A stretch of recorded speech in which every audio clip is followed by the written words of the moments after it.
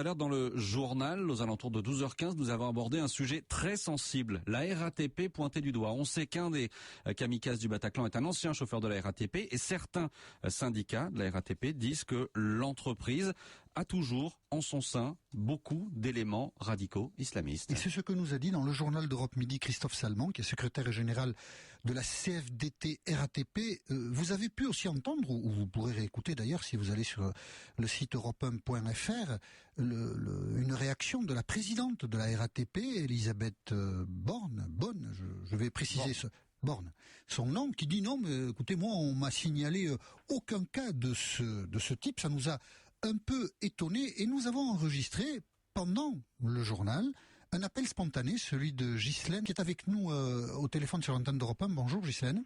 Oui, bonjour. Vous êtes chauffeur de bus. Vous travaillez au dépôt de Nanterre. Absolument. Et vous confirmez qu'effectivement, certains hommes employés à la RATP, par exemple, ne disent pas bonjour aux femmes ou refusent de s'asseoir dans un bus qui a été conduit par une femme?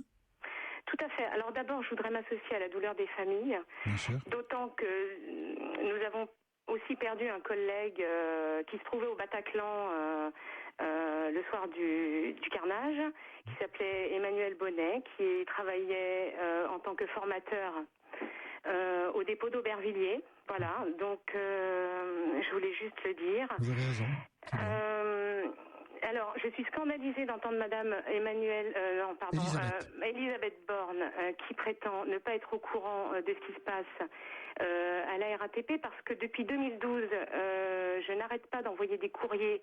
Alors, j'avais commencé à envoyer des courriers à l'ancien PDG, qui était le Pierre Mongin. Pierre Mongin, oui. Donc, j'ai commencé en juillet 2012 à lui signaler la radicalisation de certains de mes collègues.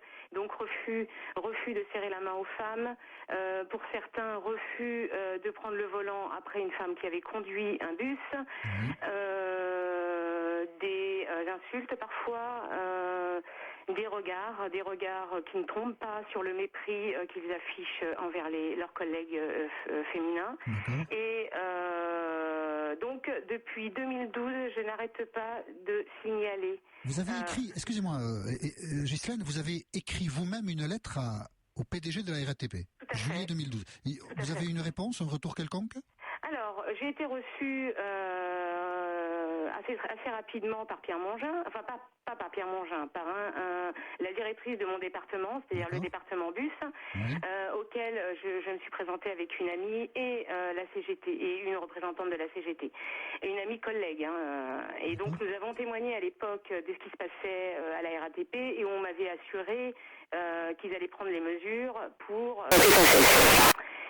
Il n'y a eu aucune mesure, il s'est rien passé, et donc avec plusieurs de mes collègues, nous avons décidé d'enregistrer une vidéo qui est parue sur le site Riposte Laïque, et là-dessus nous dénoncions à peu près tout ce que nous avions à dénoncer et qui devient insupportable. On ne peut pas travailler dans ces conditions, il n'y a plus d'esprit d'équipe, on se sent méprisé, on souffre, et nous sommes déjà très peu nombreuses, et la répétition des actes de mépris et de sexisme est telle qu'on finit par ne plus rentrer dans certains endroits, on finit par éviter plusieurs groupes de collègues, parce qu'on ne veut plus être humilié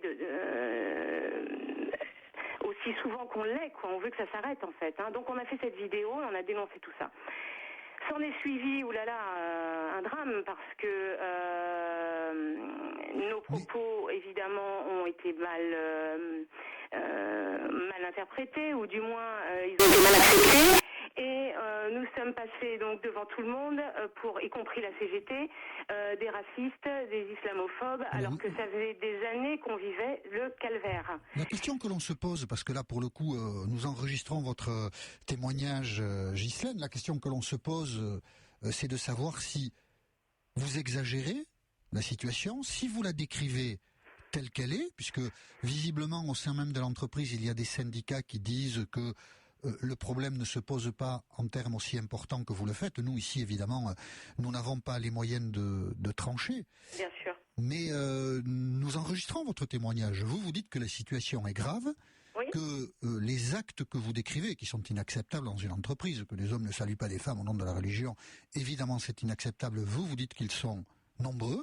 Nombreux, oui. Voilà, donc vous l'avez dit, donc nous sommes heureux de vous avoir permis de le dire sur l'antenne d'Europe 1 et nous réitérons d'une certaine manière l'appel que j'ai formulé un peu tout à l'heure, que la direction de la RATP, peut-être pas aujourd'hui, peut-être demain, dans les jours qui viennent, soit capable de dire les choses telles qu'elle les ressent, et nous accueillerons bien entendu sa présidente, par exemple, avec plaisir dans Europe Midi l'un de ces jours prochains. Donc merci Gis. Oui.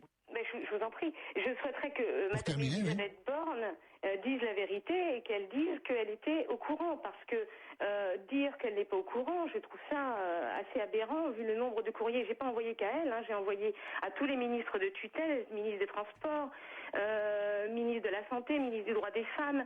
J'ai envoyé aussi au ministre de l'Intérieur, à Monsieur Cazeneuve. Voilà, donc il n'y a pas qu'elle, mais il faudrait qu'on arrête de dire qu'ils sont pas au courant, quoi, parce que alors là, c'est vraiment le scandale. Bon, on vérifiera tous ces points-là. En tout cas, Ghislaine, nous avons recueilli votre témoignage. On va dire que pour l'instant, le débat est ouvert. Et bien entendu, je le répète, si d'autres parties au débat veulent faire connaître leur point de vue, cela nous semble à la fois nécessaire et je ne doute pas que ce soit utile. Merci beaucoup, Ghislaine.